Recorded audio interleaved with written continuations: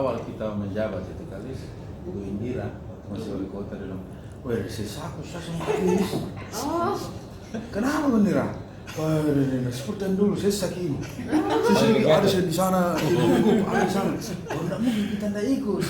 Belajar mah di situ itu cocok saya.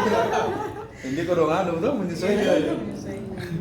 Dia suka karena aktif kan. Ibu Bupati juga bilang, dia bilang, Bu, kasih bernapas ke dulu. Saya bilang, iya sayang, tidak sih, yang penting kalian turun ke masyarakat. Jadi lebih sibuk yang menjadi istri grup daripada istri bupati.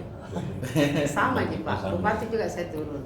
Kalau ada bedah rumah itu, sini datanya. Saya minta datanya dari dinas sosial ya. Nah, kenapa Bu, untuk apa? Ya enggak apa-apa, saya mau lihat saja. Kami turun sampling, jadi teman-teman PKK saya ajak sampling.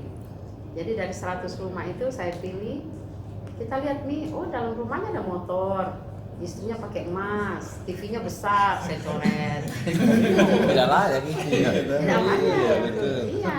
Jadi diterima langsung saja infonya. Rumahnya pakai Betul, tegel. langsung. Yang kita cari yang rumahnya masih alas tanah. Tanah. Ya. Jadi, mereka bilang wah tidak bisa main-main. Kalau ibu kan dia turun.